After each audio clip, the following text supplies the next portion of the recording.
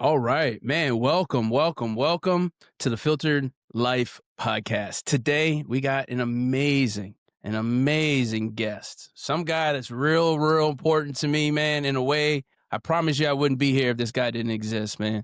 Dan, welcome to the Filtered Life Podcast, man. I appreciate you being here today with me, man. How are you? You're going to start this off by making me cry like that, man? Come on, man. What you doing to me? Man, I've been wanting to do this for a long time, Dan, man. I'm glad you were able to make the time to sit down with me, man. I've been putting it off a little bit, but that's totally on my side. Just want to make sure that I had enough to tell you and be able to bring the good word and good news to people. I appreciate you, man. I appreciate you. So we start off every one of our podcast episodes with this question right here. Okay. What does living the filter life mean to KidneyManDan? Oh, that's a good one. It's probably making sure that everything that there's so many facets to it. Everything you ingest, you got to filter. The key to my success, I've found, is making sure stress is out of my life as much as possible. So how do you filter that out, man? How do you choose or select? Because there's a lot of stressful things going on in the world right now. How do you choose what stress you allow in the door and what stress you don't? Well, in my head, I have this great ability of things to be able to go in one ear, rapidly pick up speed, and go flying out the other. I've been able to really fine tune that over the last 6 years of having my flavor of the disease. So that's one thing. Another is I've had to filter people out of my life who are just negativity traps. The other is bringing people into my life that aren't stress. They're gifts. Really, you being one of them. Thank you, man.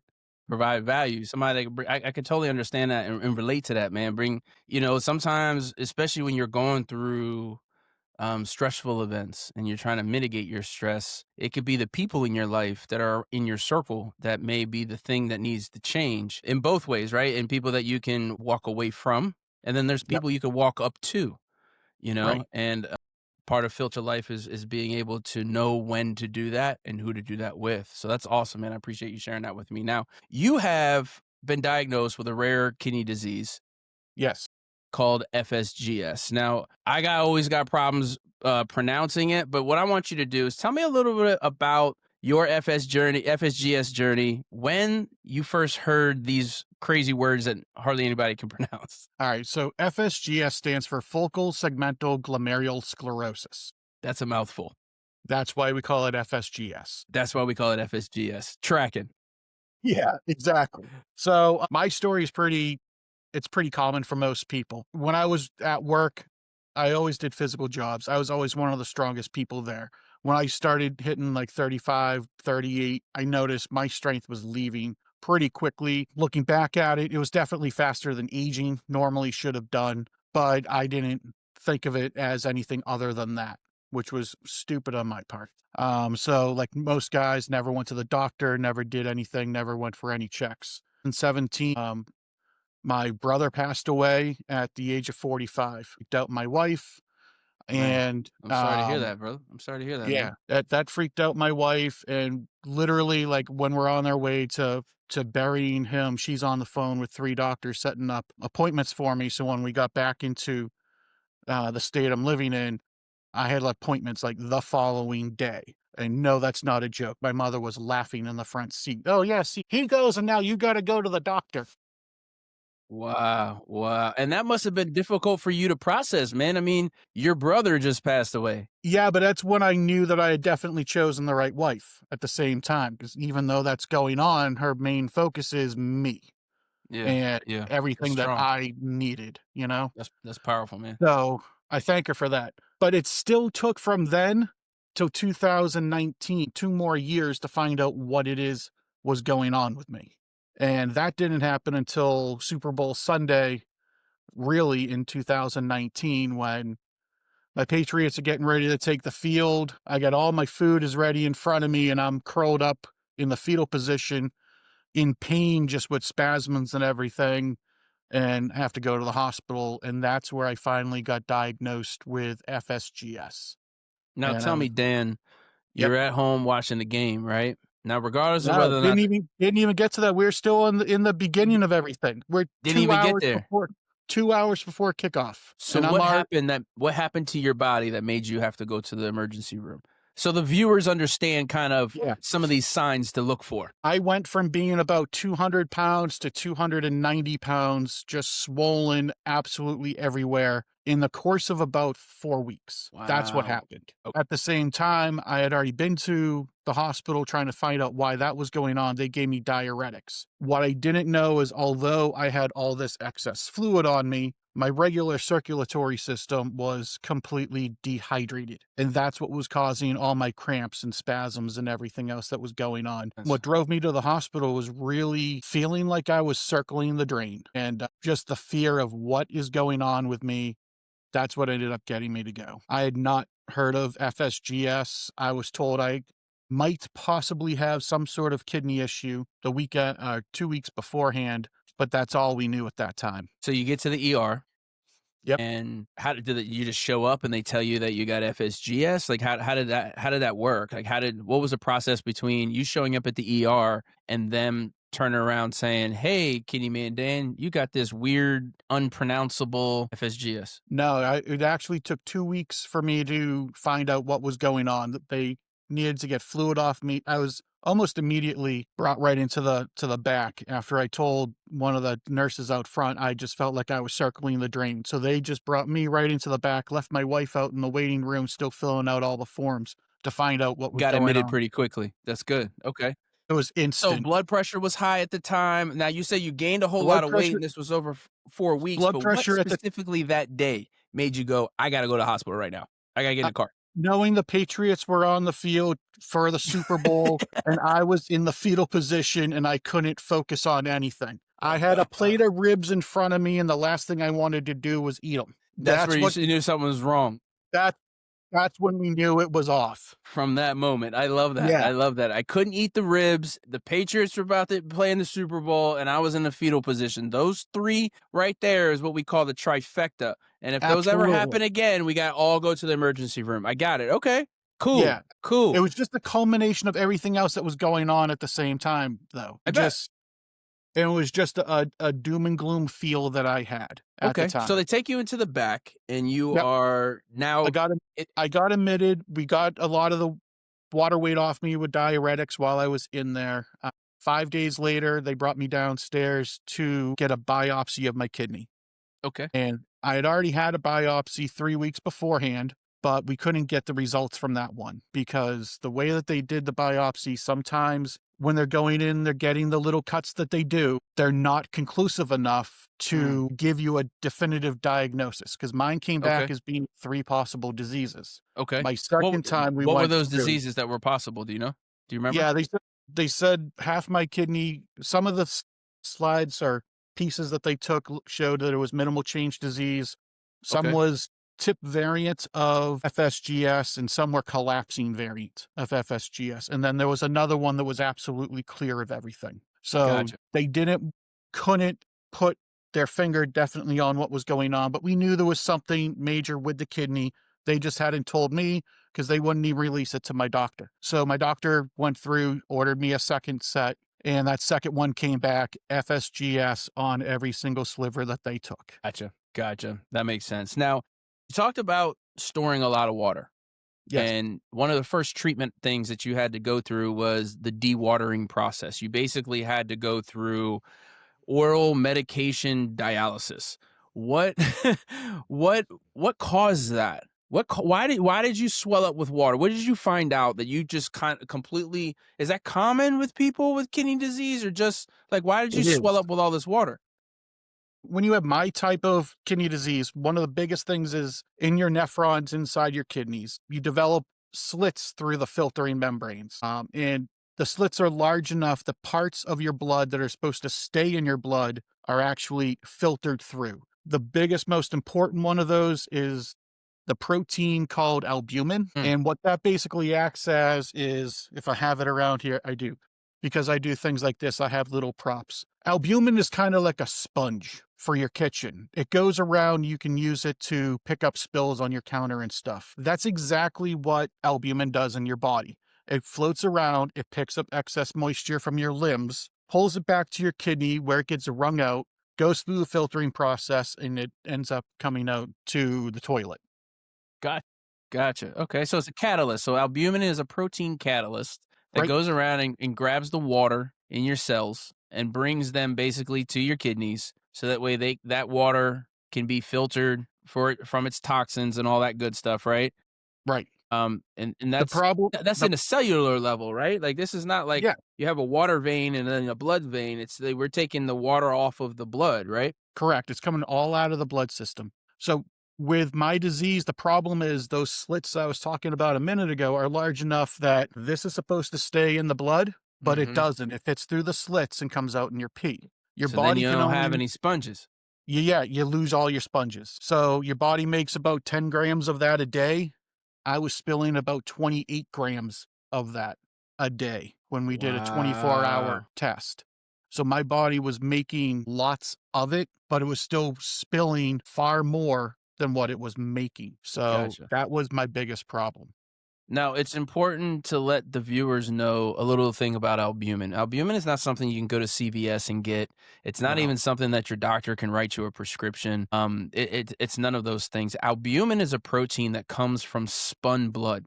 So thank Right. you to all the donors that go out to the big red bus and give out their blood, because patients like KidneyManDan and myself have been recipients of this protein, and it can only really be given in a hospital setting. So I know, Hmm. like for me, when I would get so much water, edema on my skin, and the water would start to build up because I was spilling 12,000. You were spilling what, 20 some thousand? I was spilling 12,000, and you're supposed to spill 0,000. Right. You're not supposed to spill it at all. You're not supposed to spill it at all, right? So it's like, Right. man. So albumin is a very, very important protein. It's also the most common protein that's found in our urines when we do that. It causes the foamy pee and all those kind of things. So there is a albumin to creatinine ratio is the test, right? In your urine, Right. albumin to creatinine ratio is a test that they can use to see how healthy your kidneys are doing. So it's a ACR test. Albumin to creatinine ratio test is what we recommend that everybody go out and get and see how well their kidneys are doing, because I mean, until you blow up with water. Now, let me ask you a question, Dan. Curled up in the fetal position, the team was on the Super Bowl, and the ribs were right in front of you. What was your kidney hurting? I had nothing. I had no sort of pain. My legs, though, were swollen to the point where I felt like if I had put a pin in them, I probably would have been able to put out a fire for a house like 4 blocks away. I was So much so water. swollen, but I didn't. I'm one of the lucky people. I have a very high pain tolerance to start with. So I never had those types of pains. Now, if I took off my shirt, I look like I have a slab of bacon from the stretch marks of my stomach coming out, because I looked like I was about 14 months pregnant. But I never I never experienced the major pains that some people do. Okay. It, That's good. It's good to know, unless it because was from spasms. The not spasm everybody has the experience the same, right? You No, say it no, all the time. I say it all one the of time. us. If you've seen one kidney patient, Dan. Congratulations, you saw one of us. We are all different. Dude, I've absolutely, absolutely. Dan, I've met a set of twins who they both have a kidney disease. They're different diseases. They're identical twins. Wow, It's crazy. It's every single person's different. It doesn't matter. dude. So, okay, we're gonna fast forward a little bit. Now you know you have FSGS. Yes. What is a day to day, right? People can look. I think I've seen some videos on YouTube about FSGS and those kind of things. But Dan, I want to get into the behind the scenes, the stuff that nobody sees, right? Yeah. The ability to be able to filter life. We talked about that in the beginning, right? The filter, the things that we filter out in our day to day, moment to moment aspects when we're living with a kidney disease like FSGS. Give us a day in the life of KidneyManDan living with FSGS. All right. I'm gonna do this in 3 different phases. Sure. The while just before diagnosis, and today. Okay. Before diagnosis, I did everything I possibly could, burnt the candle at both ends. I was just an active person as much as I possibly could be. That lasted until the 3 months before diagnosis, when my body started crashing. You're talking about foamy urine and stuff.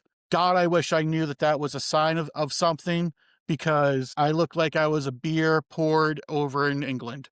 Um, Wow. Wow. Guinness. it was bad. When they told me foamy urine, I'm like, you mean like a pint that you see on TV? They're like, yeah. I'm like, okay, yeah, check. We got that.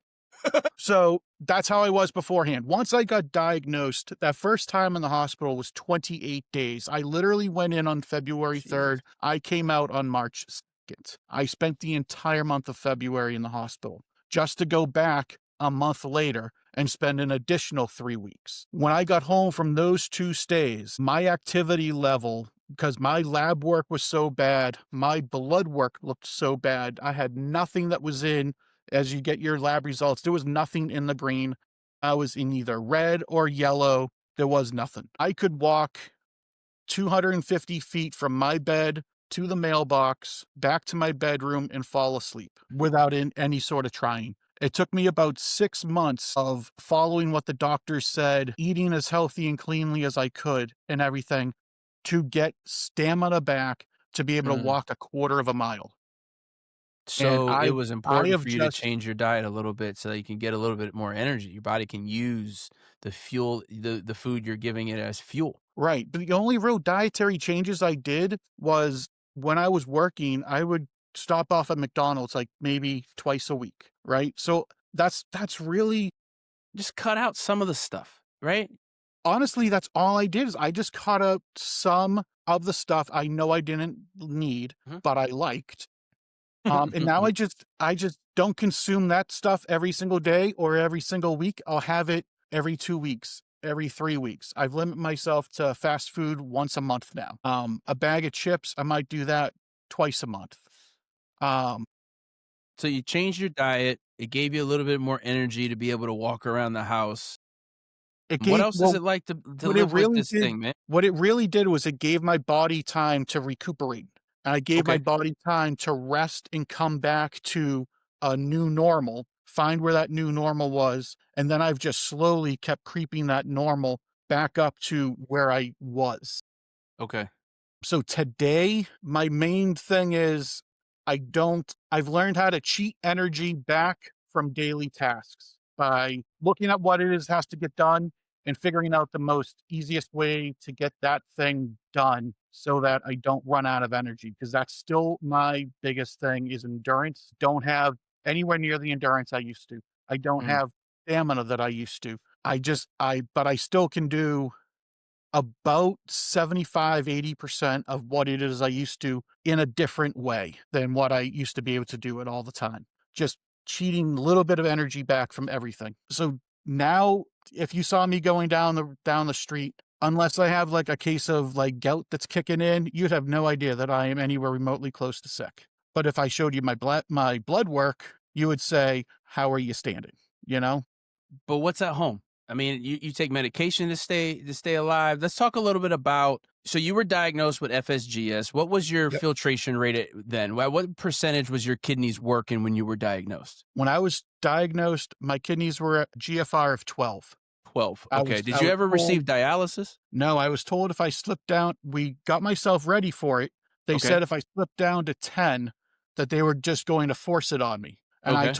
I immediately fired that doctor and let him know in no uncertain terms if he ever said that word around me again. I didn't know which was going out the window first, him or the chair that he was sitting in, but he was fired not to come back. Turns out he's Dialysis is actually scary, man. Dialysis is it's a scary word. A lot of people are introduced to dialysis in a negative sense and in a negative light at the worst time in their life. You know what I mean?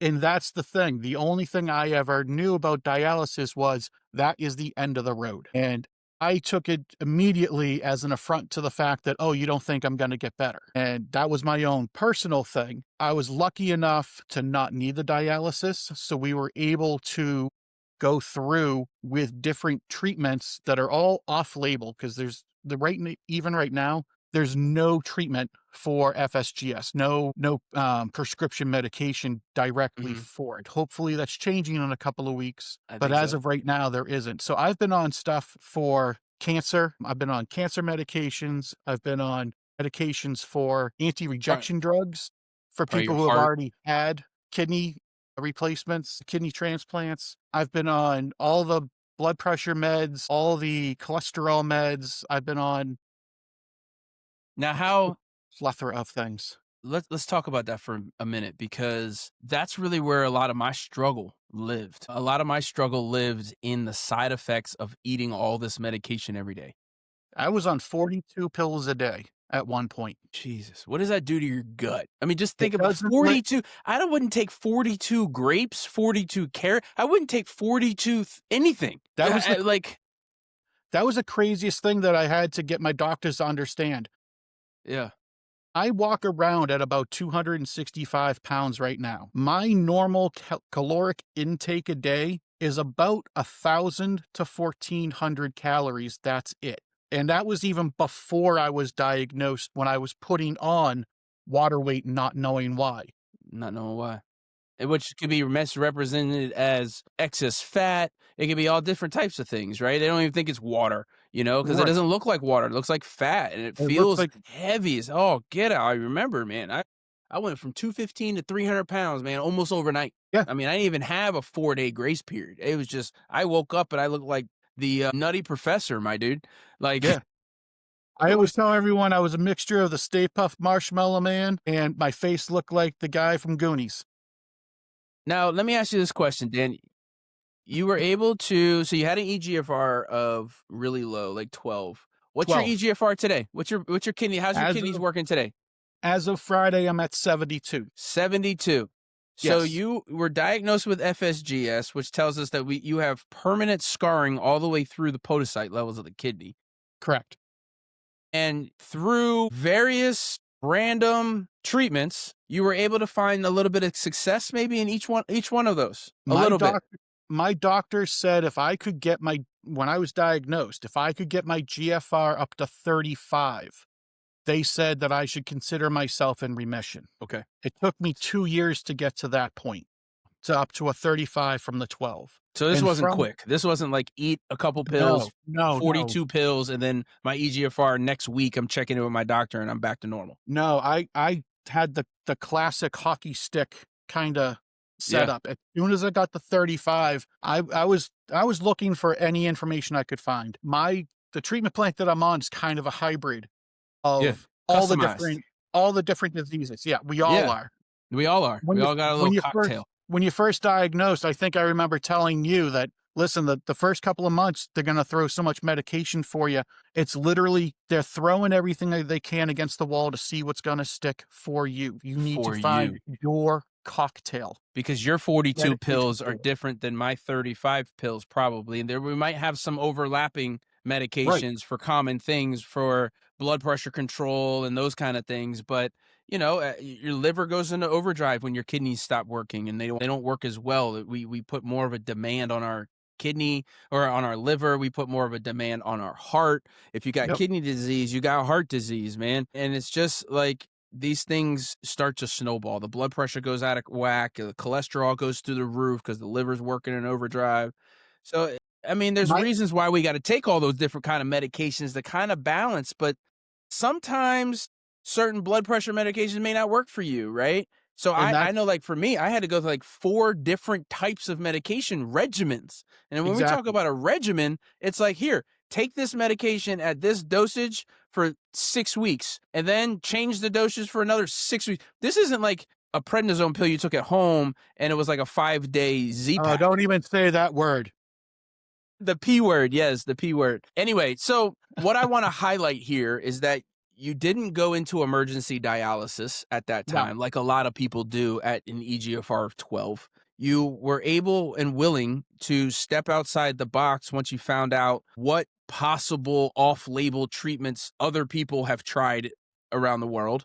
absolutely. And then you were able to apply that knowledge to your own situation and work with your kidney doctor, your nephrologist, to come up with a plan and a cocktail that worked for KidneyManDan, right? I Correct. mean, I know that was very similar, and I think we should tell the audience a little bit how we met, right? Remember in I think it was April of 2020, I was diagnosed with membranous nephropathy, which is just another flavor of nephrotic syndrome, just like FSGS is a flavor of nephrotic syndrome. So they're very similar diseases. FSGS is just a little bit more of a progressed imagery. So what do you remember about the day that we first met, Dan? I remember I was sitting on the floor in my living room, my back against the couch. My wife was upstairs getting ready because we had somewhere we were supposed to go. And my normal activities of the time were I would go on the message boards on Facebook and stuff and see what people were asking questions about, try to answer them if I could. And you popped on and you were asking questions. And while I was reading through your stuff, you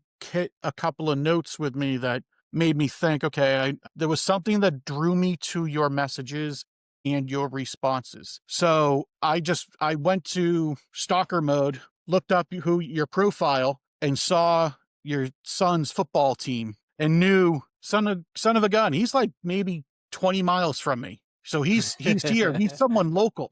He's right over the other side of the Beltway. So I went upstairs and my wife was still getting ready for wherever we were going. And I was like, hey, there's someone online I might need to give a call to because it sounds like they're kind of wigging out. They were just diagnosed and apparently their doctor said what you have is terminal and just basically left it at that.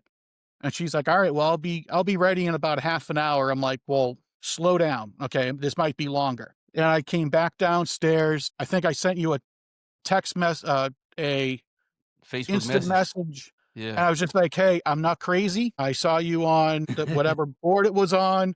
I'm in the same state as you, yada, yada. I've got a different flavor of the disease, but if you have questions, I can answer them for you. Give me a call directly through the app. So I don't have your number. You don't have mine. You know, I'm not a stalker, although I just stalked your page.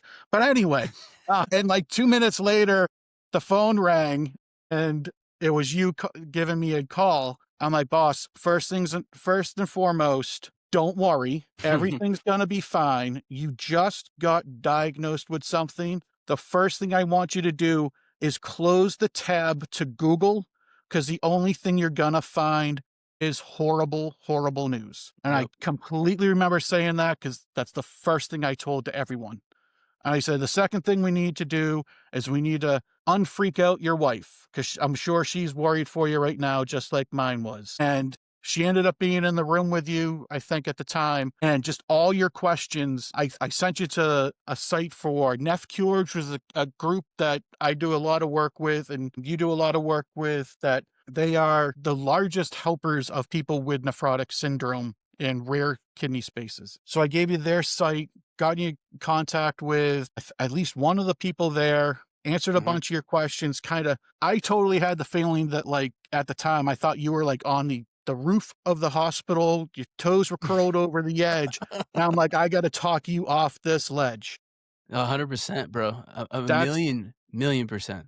And that's the reason why I reached out. And at the time, you were the fifth person who I had done that to. And since then, there's probably 1,500 people that I've done it to and correspond with ever since in the last 6 years, 5 years since then. But you're different and you're special in the way that I like to help people who are just diagnosed and help you get over that speed bump. Whereas you've gone further. You've done what I wish I had done, which is I know how to explain it so that you understand it in the basics. You know how to do it so you understand it in the basics, but you also can talk to the doctors in their own language. And that's something I never did. I say I went back to kidney school so I could understand my disease. You basically went to kidney school so you can find the cure yourself.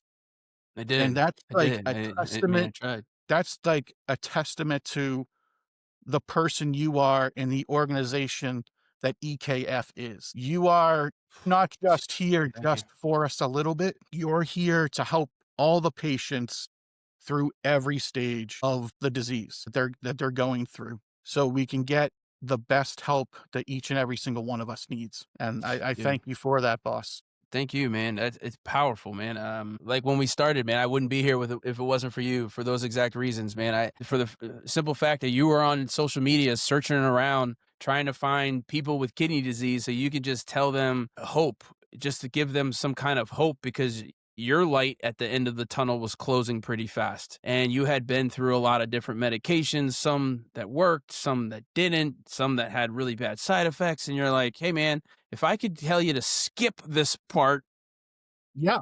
please do. Like, just skip that. You don't need to go through the whole alphabet, dude. Just, you could skip around. It's okay, because none Yep. of this medication is meant for you, right? Correct. So for me, I remember sitting in the hospital bed. My wife was in the car. She wasn't allowed, because it was COVID. She wasn't allowed in the hospital until they lowered the COVID restrictions, and hospital visitors were allowed to have guests. So I remember sitting there I was on FaceTime with her on my phone. And after you and I were talking, I had no clue that we were going to have this conversation. And then you were like, hey, boss, just give me a call. And from that moment that I picked up the phone and was able to call you, I had to put my wife on hold. And I was like, hold on, I have to call this guy, because I was like, babe, he's got this shit too. He understands what's going on. Hold on, yo, I got to call you back. So I had to get you on the phone, man, and we had a conversation. And then I found out that you live in Maryland. I'm from Baltimore originally, but at the time I was living in Florida. And so there was like this whole, like, you were trying to, like, hey, man, if you're in Maryland, I can get you hooked up with this doctor and that doctor and Johns Hopkins and all these kind of connections that you had built. You had a nephrologist that was a very progressive nephrologist that was willing to help out and understand and walk the walk with you and help educate themselves along your path, right? And that's exactly what I needed. I know I needed that, right? So when you were able to, you found it, you were able to find that. And I saw that was successful. That turned you from a patient to an advocate. You were able to advocate for others. You were able to say, hey, look, man, there's some things out here you're going to go through. You put together a binder for me, man. I'll never forget. You had this. I remember the first 3 emails I sent you kept bouncing back because there was too much stuff in them. Too many attachments. But like your limit is 25 megabytes. You've got 1.3 terabytes in this email. Oh shoot, that's too much. When I think back, when patients are diagnosed, right? I commonly do this, right? I suffer from PTSD really bad from a bunch of different things, but I think about, what did I need in the moment? Like, what was helpful? What was actually helpful? Not just what kind of I wanted, but what did I need in that moment? Right. Right. And for me, my light at the end of the tunnel was out. It was going out as we speak. It was going out.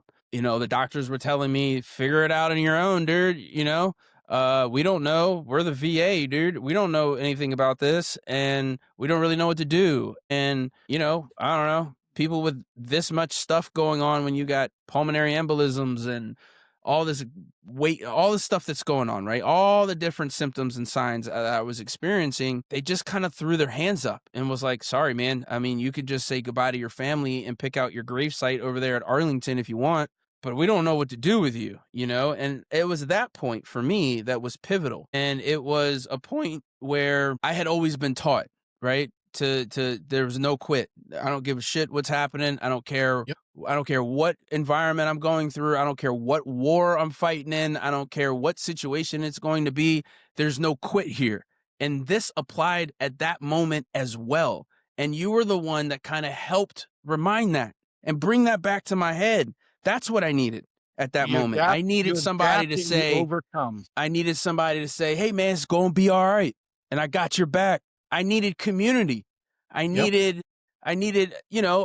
others that had been through this, right? So I found the NephCure group, the support group that I was able to go into that evening. I think it was, or very shortly. It was like I think we talked on a Saturday, and Thursday was the next something one. like that. And I told you, get in on it, come on in and see what's going on. I found community. I found an organization that was willing to take me under their wing. I found people. I found family. I found a lot of that. That's what I needed at the moment. It was that. It was the mentorship. It was that personal touch. And then as I started healing and going through my crazy journey like you, and doing all the experimental stuff that some of it works, some of it doesn't, I figured out that I wanted to provide foundation for others as well.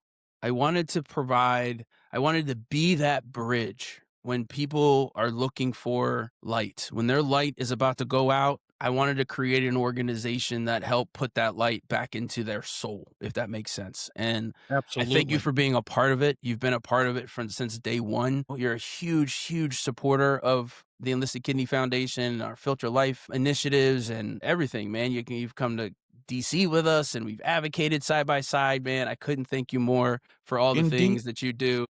in DC, you gave me a bracelet.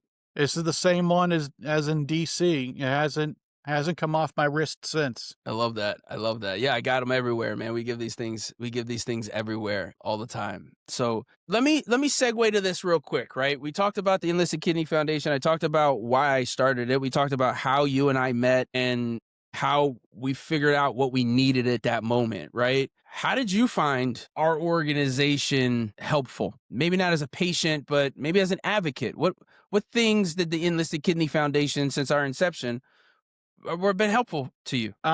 The biggest thing personally for me is the coffee and conversations that you have, which is it's I remember you gave me a call and you were pitching like, hey, I want to do a support thing, but I can't. I'm having a hard time coming up with a name. We're going to meet Saturday morning. I'm like, well, that's usually I go to coffee and cars. So how about coffee and conversations? And I think we said it in stereo, and it was just like, I think that's a thing that might Yeah, work. I think we just made a thing. I think it's probably gonna be a thing. And I was overjoyed with it because I want to start my own. I want to do my own thing, and to see the whole thing go full circle. You know, I helped you when you first got diagnosed, and now you're helping me as I'm starting to get into doing all this stuff myself and helping you get that going, launch that, and we've got a pretty good core group in there now that meets all the time. And anyone else who's watching this, by all means, go to Enlisted Kidney Foundation, get in on that group. We have a great time. It's what 2 hours, 3 hour thing Yeah, sometimes so that we do we can coffee be and doing. conversations 2 times a month. Right now, we're doing it the first Saturday of every month in the morning, and then we do the 3rd Thursday of the month, and we just changed that because we had a bunch of our followers wanting to extend the time frame a little bit. Originally designed to have an evening session for those in the West Coast that our time difference is a lot different than it is over here on the East Coast, and that still can happen. So we opened up not only the time frame on those 3rd Thursdays to start at 7 p.m. on the Eastern Coast. But we're going to take that all the way to 9, 10 o'clock if we have to, man. I just want to make sure that we have the foundation to support the patients. That's it. That's it. That's our goal, is to make sure that we are patient focused and we are making sure that Yeah. those who want to, I don't know, share their stories with each other or pick each other's brains or just tell each other how terrible that you just went through sucked real bad, and you want to find somebody that can relate to you, right? Mhm. And that's what we want to do with the coffee and conversations, man. It's a free service. It's open to the public. You know, we never charge anybody to be a part of our coffee and conversations. And if you want to sign up, all we need is your email address. That's the only information that we ask for. If you want to sign, you can go to our website, like Dan said, the enlistedkidneyfoundation.org, and there's a little tab there on how to contact us, and you can put your email in there and we'll get you registered for that. But I appreciate you saying that, man. Coffee and conversations, this is the 3rd Thursday coming up in a couple days, man. Yep. We're gonna have a good one. I think we're gonna have a good one and a good turnout. I think so. And you're asking what things I get out of you. The second thing is the fact you just said it yourself. You are 100% patient focused.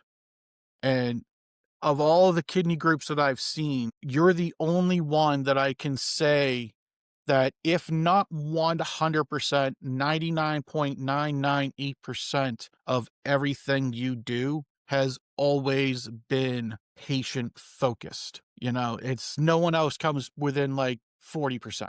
I Just appreciate that, man. everything that you do is only for everyone else. And it's crazy to me. We're The not about the different money here, man. I'm not about, we need it to survive. We need it to stay afloat. afloat. But it's about the patients, and the reason we created this is to put a light on those whose light's been turned out, not just by themselves or their own disease, but turned out by other large organizations that aren't really just paying attention to them, or maybe they've just gotten too big, right? Or maybe they're just not mentoring organization, and maybe that's what you need. Is you need Right. somebody to help mentor you through this crazy, crazy world we call kidney disease, right? Yes. And there's resources out there. We have so many different resources. We work with a lot of national organizations as well, side by side. And, we want to be able to pull these resources together and put Yep. them in a pretty little package and provide them to the person that's light has gone out. So we welcome all here at EKF. We specialize in veterans as well. We are doing a lot of research and connecting toxic chemical exposure to kidney disease and kidney damage and FSGS, and the way that certain chemicals can cause prolonged podocyte damage, right? We were talking about that earlier with the Yep. damage that happens over time inside the kidney and those kind of things. So yeah, man, we're trying to stay progressive. We're trying to stay here as a foundation to provide foundation for people, and Coffee and Conversations is one of the ways that we definitely do that, man. It's been a pleasure for me to provide whatever mentorship I can for you. I remember you just came to.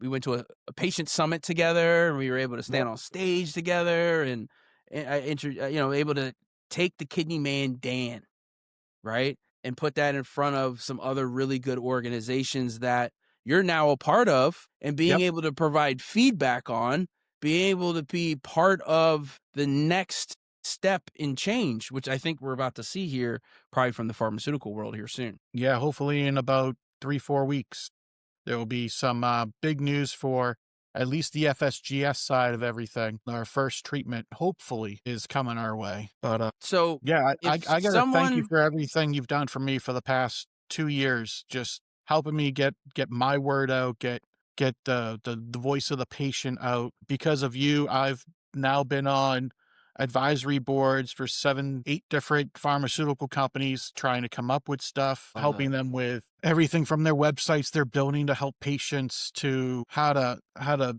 market their stuff out to different groups, and just everything you've done for me, man. I appreciate it greatly. Brother, anytime, brother. We're here for each other, man. We're here for each other. Listen, before we close, I want to ask you two final questions. The Sure. first one is, if someone who is watching or hearing this, if they become diagnosed with kidney disease or FSGS, or maybe they have FSGS, what is one thing you really want them to know? Like, what's something they can do right now? Or, what advice would you give them? The biggest advice is, first and foremost, you're not ever going to find a cure for a kidney disease on Facebook, Temu, TikTok, or any other online store. That's not, if you have the kidney disease, that's not where you're going to find a cure. Stay off of Google to a point, unless you're looking for a specific topic that you're looking for. Most of the stuff that's on there, though, since when I was diagnosed, you couldn't find anything good about FSGS. It took you to like scroll Man, page now we number got a like 15. FSGS day, bro. Now we got a whole Right. proclamated day that we've been able to get past, Right. What's MN? We're trying to get that one through. I think this year or next year they're starting to really tune that one up so we can get FSG day going around. But that's the first thing, is the cure's not going to be found in some online shop. Second is, you need to target your questions for your search engines. And the third thing is, check out the boards that are set up through different companies and organizations, whether it's on Facebook or wherever you like to surf. Make sure it is from an organization and ask your questions through there, because your chances of getting the most up-to-date information is far better there than it's going to be from even just a ChatGPT search. Gotcha. Gotcha. The most up-to-date information is the most important thing to actually have. I was Up to talking. date information. I love that you said that, because that goes right into this. That goes right into my last question for you, right? Yep. Is how, thinking of that, right? Finding the doctor that's got the best up to date information, you being a patient that has the most up to date information. Are you taking the medications that are most up to date for your disease, right? These are all things that we have to filter, right? Right. So after hearing your credible and story, Dan, and the struggles and the successes that you've been through, let's give the audience something to chew on, man. What does filter life mean to you now? Now it's filtering everything that comes near me. I'm glad you came up with it and you gave me your idea of what filter life meant a couple years ago, because I've really used that as kind of like one of my mantra every single day is I have FSGS, it will never have me. Mhm. That's my biggest one. And then from there, it's I need to filter my life in order to get better or in order to stay the same, to get everything through. So now it's my kidneys are my filter for the body. They're a little banged up. So I need to now, in my own understanding and processes and everything I do, I need to work that little bit more of what my kidneys are depleted down. So right now I'm at 72. We usually, your GFR is 72. We say it's 72% of your kidneys are working. So I have to work that extra 28% before anything gets into my body to help my kidneys be at 100%. So it's filtering, making sure I'm eating everything that's good. I make 90% of the food that is consumed in our house. I'm like That's the important. cook, chef, chief bottle washer, everything. It's just going through and making sure my decisions that I make are the best for myself. Decisions I make are best for the family. Just going through everything I do and making sure I'm making the right choices Mm, in general as much as yeah. I can. I love that, man. I love that. I love that. It makes a lot of sense, man. The focusing on what's important, like you said, focusing on yourself, having the ability to filter out distractions. And Well, like we talked about in the beginning, is that's the filter biggest out. one I still gotta work on is the distractions. So filtering out distractions, but also filtering in, right? Everything. Everything. Because you want to bring in information like the Yep. viewers are doing right now. They're bringing in information. If they've been with us this entire hour, Dan, they're getting all types of information. This is the goods right here. You know what I Right. mean? And this is part of filtering life. It's understanding what is important for our disease and for us today, because that can change. It can change at Oh, a blink of an eye, like it did for you and I, right? And it can change for the good too. I was able to be a part of some experimental trials that are working, and those things are awesome and it's helping me. But being able to step outside of your comfort zone and filtering out the things that are going to end up being a positive in your life versus the things that are constantly going to be a negative in your life, I think is really important. And those are some of the ways that I personally live a filtered life. But any yeah. last Well, words for our audience? yeah, one thing that you just brought up is how things can change. It was told to me, it's probably 6 months ago now, by someone with one of the top pharmaceutical companies that, to give you the idea of how far we've come and how quickly we have. He gave me this example that say they started doing a research on the kidneys, big scale, in about 1970. From about 1970 to about 2012, they found out that this 1,000-piece puzzle they were trying to put together, the pieces weren't for the picture on the box. In 2012 to 2015, they finally found the picture that goes with the pieces. Mm, 15, they were able to get most of the outside edge together. of 18 the to puzzle. 20, yeah, of the puzzle. 18 to 20, they were able to get a good portion of the middle together. And from 2020, just the last 6 years, forget the previous 6 years that they've been working on it, just in the last 6 years, for a lot of different forms of kidney disease, they need one corner piece and they need two pieces in the center to have the disease figured out and taken care of. In 6 years, they've Wow. been able to get down to that. So right now, if you're diagnosed now, compared to even just when I was in 19, you were in 20. In just the 6 years since you were diagnosed, or 5 years since you were diagnosed, there's been so much new information that's come forward that a lot of doctors now are telling you, if you're looking at a study that's older than 2018, for absolute, like, basic background Mhm. of what it is you're trying to understand, because all the stuff that's come out since then has either so surpassed the understanding and or negated some of the information that they had that we're right on the edge of We right there, man. We right there, man. major changes happening in all aspects of the field, that if you're going to get kidney disease, now is the time. if you're gonna get, if you were ever to choose when you wanted to get kidney disease, it ain't a bad time to choose today. So go get tested, go get checked, get your urine, albumin, creatinine ratio done. Go get your EGFR tested to see what percentage you're at, because whether you're at 100% or like KidneyManDan, you're at 12%, you don't really feel that much different, except for when the Patriots are in the Super Bowl and you got barbecue ribs in front of you, is what I heard. So, And you Dan, don't want. Thank you so much for your time today. Absolutely. Thank you for the listeners. If you guys have made it this long, welcome to a whole new timeline of paying attention. So I love it. I love it. I love it. Until the next episode, man, I'll see you guys later.